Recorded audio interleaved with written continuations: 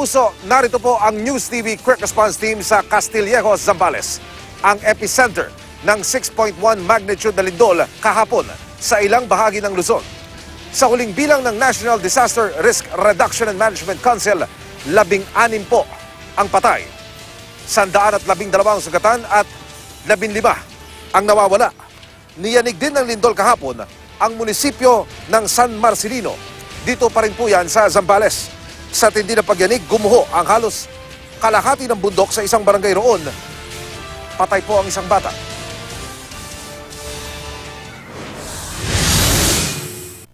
May isang oras ang layo mula sa sentro ng San Marcelino, Zambales, mararating ang bulubunduking barangay ng Buhawen. Gumuho ang halos kalahati ng bundok na ito matapos ang lindol kahapon.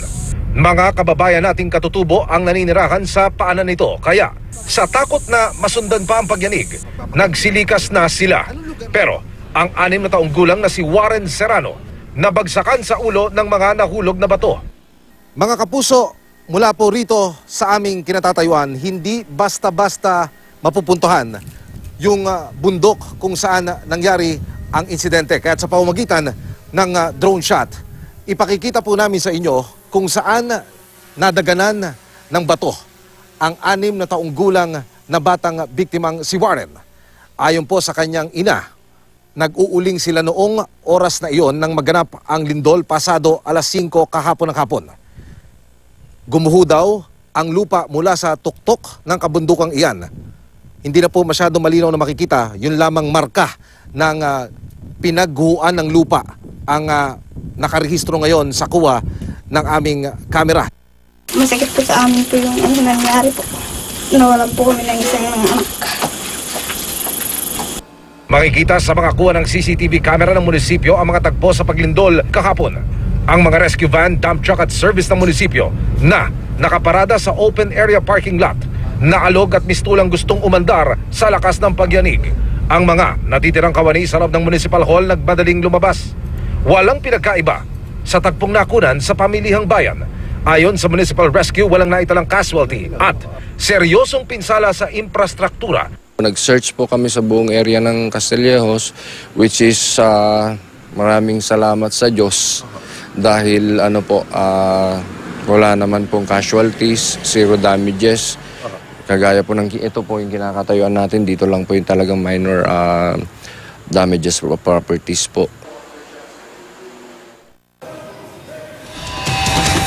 Isa sa mga lalawigang napuruhan ng lindol kahapon ay ang Pampanga, na ngayong araw ay isinailalim na po sa state of calamity. Sa kasagsagan ng magnitude 6.1 na lindol, naglabasan pati ang mga pasyente ng ilang ospital at ang ilang simbahan doon na pinsala. Narito ang report.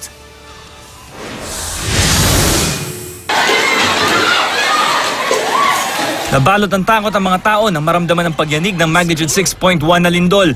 Sa loob ng SM City Clark sa Pampanga, makikitang kumakaripas palabas ng gusali ang mga tao.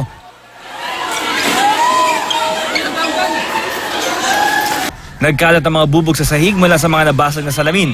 Sa isang palengke sa Apalit, Pampanga, nagtakbuhan din ang mga mamimili. Makalipas ang ilang segundo, nawala na ang kuha ng CCTV dahil nawala na ng kuryente. Meron namang gumuhong pader sa bayan ng Lubao na dumagan sa Maglola na nasawi. Pati ang arko sa boundary ng Lubao at Bataan, gumuho. Napinsala rin ang Clark International Airport. Bumigay ang kisame. Nabasag ang glass panel ng control tower. May mga nasira rin sa ilang check-in counter. Dahil dyan, 24 oras na munang isasara ang paliparan habang sinusuri ito. Nagkabitak-bitak naman ang kalsada sa Subic-Clark-Tarlac Expressway. Gayon din sa isang tulay sa Florida Blanca, Pampanga. Ipinagbawal na muna ang pagdaan ng malalaking sasakyan. Sa bayan ng Guagua, inilabas ang mga pasyente at kawani ng Pampanga Medical Specialist Hospital. Ganyan din ang ginawa sa JBL Memorial Hospital. Hindi rin nakaligtas sa pinsala ang mga simbahan gaya ng pinakamatandang simbahan sa Pampanga na St. Augustine Parish Church sa Lubao, Pampanga at bahagi ng Santa Catalina de Alejandria Parish Church sa Porac, Pampanga. Sa Samal, Bataan, naglabasan sa kani-kanila mga bahay ang mga residente. Ang isang tangke ng tubig bahagyan tumabingi sa lakas ng lindol.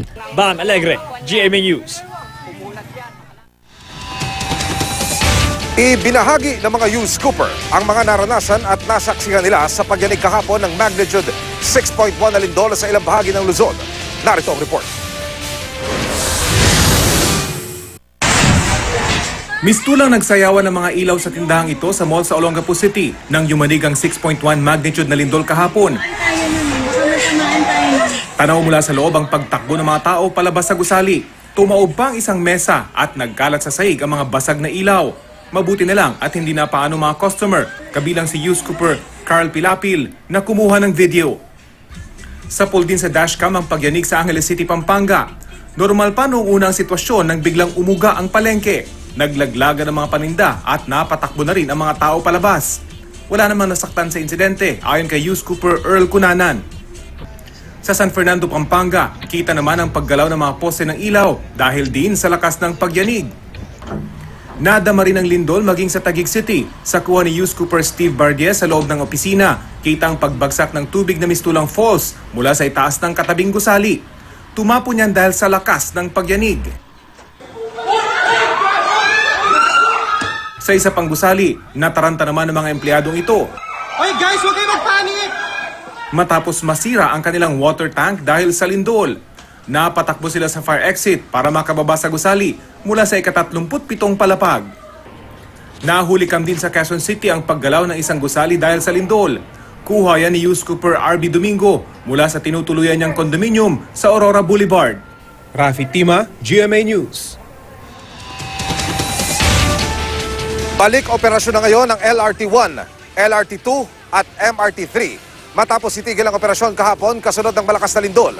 Naantala rin ang mga trabaho dahil naglabasan sa mga gusali ang maraming empleyado. Narito ang report ni Ian Cruz.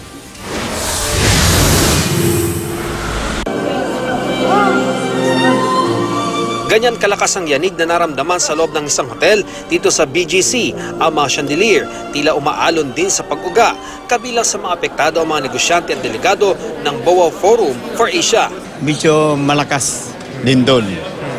Akala namin bakit? Ano nangyari yun? Yun sa mga sa loob kami sa may nakaupo kami diyan. Doon ako sa parking nagulat nga ako akala ko nga yung kotse ko may diferensya. Yung pala earthquake na. Pulo-pulutong ng mga empleyado ang nag-alisa sa iba't ibang gusali dito sa BGC. Tinignan ko lang po kasi yung kabilang building gumagalaw yung mga bakal. Mga sa 23rd floor po. 23rd? Oo, tapos... Ayun, malakas ba doon? Lumakas ang lindol as in naramdam na nagsisway yung mga ilaw, mga upuan. Tapos, ayun, shortly after pina-evacuate na kami. Matapos ang lindol, marami sa mga empleyado dito sa BGC ang bumaba sa kanilang mga gusali at sila ay naglakad patungo dito sa kanilang designated na evacuation area. Ilang mga empleyado naka-hard hat pa habang lumilikas. Sa company namin, during onboarding, we're given yung parang kit, safety kit during evacuations, earthquake, fire emergencies. Gabi na, pero nasa mga open space pa rin ng BGC ang mga empleyado. Isang babae naman na nagka-panic attack, agad siyang nilapatan ng lunas sa mga medic. Sa sobrang kaba niya, dahil siguro lumindol, yung tumaas po yung niya or bumilis yung paghinga niya, kaya siya nagkaganyan siya. Walang patumpik-tumpik din sa paglikas ang mga namamasyal sa mga mall gaya sa Quezon City. Ang isang nagpasalon, naka-foil pa ang buhok ng lumikas. Naglabasan din ang mga namamasyal sa isang mall sa Binondo sa Maynila. Gayun din ang maraming empleyado sa Makati. Sa di kalayuan, pinababa rin ang mga nasa Enterprise Center Tower. Ang Remedios Circle sa Malate, Maynila, na puno rin ng mga tao, kabilang ang ilang dayuhan. Pati sa opisina ng Department of Justice, naglabasan ang mga empleyado nang maramdaman ng lindol. Nagmamadaling makalabas ng gusali ang mga mamamahayag at kawani ng Malacanang. Sa GA Tower naman sa Mandaluyong, humigay ang mga wall cladding ng parehong Tower 1 at 2 ng GA Tower, agad ding pinalikas sa mga residente. Sa pagsusuri ng mga taga Bureau of Fire Protection, PNP at City Disaster Risk Reduction and Management Office, masasabi raw na structurally safe ang buong gusali. Itinanggi naman ng OIC Property Manager na may mga elevator na bumagsak at may mga residenteng na-trap. Meron po tayong earthquake device, automatic hihinto yung elevators. Itinigil ang operasyon ng LRT Line 2 at Line 1. Kaya may mga pasaherong naipon sa Quezon Boulevard sa Maynila. Sinuspindi rin ang operasyon ng MRT. Ian Cruz, GMA News. Sa Porac, Pampanga, isa sa mga nasagip mula sa gumuhong supermarket doon ang naputulan ng hita para po maisalba. Kwento ng nakaligtas na si Lourdes Martin. Nagtatrabaho siya sa isang tindahan sa Chuzon Supermarket ng Lumindol. Nadaganan na konkreto ang kanyang kanang kita. 2 oras siyang na-trap hanggang sa marating ng isang doktor. Sinalinan siya ng dugo habang naghahanap ang mga rescuer ng paraan para mailigtas siya. Sa huli, kinailangang putulan ng hita si Martin. Isa si Martin sa 13 sugatan sa lindol na nakakonfine sa JBL Hospital sa San Fernando, Pampanga. 5 po ang kumpirmadong patay ng gumuho ang Chuzon Supermarket dulot ng lindol kahapon. Pinaiimbestigahan na ng DPWH ang pagkakatayo sa gumuhong Chuzon Supermarket sa Porac, Pampanga. Ayon kay DPWH Secretary Mark Villar, nababahala sila sa pagguho ng supermarket lalo't anya hindi kalumaan ang gusali. Pag-aaralan pa kung bakit bumagsak ang gusali, gayong hindi naman napinsala ang katabi nitong public market at sports center. Ayon naman sa DILG, inimbitahan na ng CIDG Region 3 ang may-ari ng supermarket para sa investigasyon. Pinasuspindi na rin ang business permit ng supermarket habang iniimbestigahan ito. Alamin naman natin ang sitwasyon sa Clark International Airport kung saan bumigay ang kisame dahil sa malakas na lindol kahapon. May live report si Victoria Tulad. Victoria. Emil, tiniyak ni Transportation Secretary Arthur Tugade sa pagbisita niya sa Clark International Airport kanina na bukas o sa Huwebes daw babalik sa full operational status ang paliparan. Ongoing ang repairs sa kisameng bumigay dahil sa lindol. Tatanggalin dito ang lahat ng nakalaylay pero may iwan ang malaking butas. Ayos lang naman daw kahit may butas basta't maserbisyohan na ang mga pasahero. Kaya naman daw ibalik ang full operational status dahil hindi naman sira ang runway, taxiway at control tower. Nagkabitak sa tower pero stable naman daw ayon kay Jaime Melo, Pangulo ng Clark International Airport Corporation. Hindi naman daw dapat tawaging substandard ang materyales sa airport porket bumagsak ang kisame ayon kay Tugade. Kailangan pa raw pag-aralan ang mga dokumento kung nasunod ang specifications. 30 million pesos ang budget para sa paggawa sa airport. Sabi ni Tugade, kinausap na niya mga airline at sinabing mag-extend ng tulong sa mga pasahero. Dapat daw ay bigyan sila ng pagkain, bigyan ng free shuttle to NAIA at hindi i-charge for rebooking. Ayon kay Melo, 104 flights ang na-cancel ngayong araw at 1,500 passengers ang apektado. Yan muna ang latest mula rito sa Clark. Balik sa Emil. Beck, ibig sabihin nagpalabas na rin ang DOTR ng parabang pagpapatunay o certification na sa structure ng Clark International Airport, lalo na yung passengers lounge, walang problema sa tibay nito pagkaraan ng lindol. Yes, Emil, ayan daw ang lumalabas doon sa, actually ongoing pa rin naman yung kanilang assessment sa buong building. Pero ang sinasabi nga ng DOTR at nitong pamunuan ng Clark International Airport ay itong may area lamang kung saan may mga check-in counters ang na-damage at ito lamang yung kanilang isinasaayos dahil the rest of the infrastructure naman ay maayos naman daw ang lagay at maging yung control tower nga na nabasag yung salamin kahapon dahil nga dito sa lindol. Emil? Maraming salamat, Victoria Tulad. Sabi po ng PhilVox, hindi pa tiyak kung ang paglindol kahapon sa ilang bahagi ng Luzon ay may tuturing ng main shock o posible pang magkaroon ng mas malakas na pagyanig. Narito ang report ni Rafi Tima.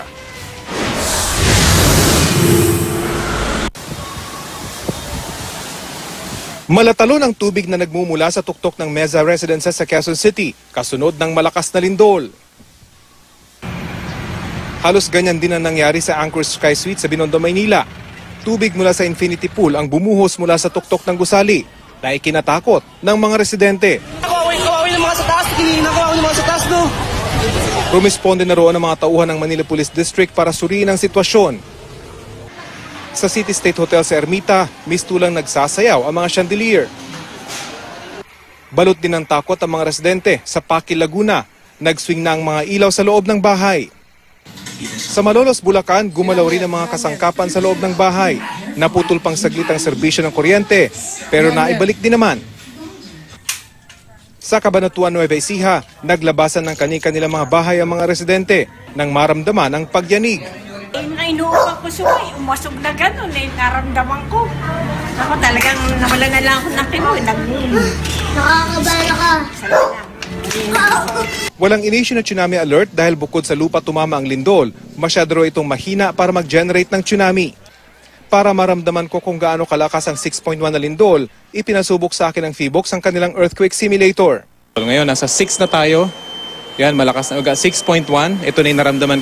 Medyo slow yung movement at yung lampara ay medyo malakas na naman yung pag-uga. At yun po yung 6.1. Ngayon, medyo tumitindi itong paggalaw ng earthquake simulator nga nasa 7.1 na tayo ngayon. 7.2. Okay, nakapag-adjust na ako. Kaya nababalanse ko na yung sarili ko. Pero kapag ikaw ay nabigla at agad tumama yung ganito kalakas na lindol, tiyak mabubuwal ka na kapag ganito nakalakas yung intensity ng isang lindol. Medyo mahirap sabihin kung force shock ba to o ito na yung main shock. Ano?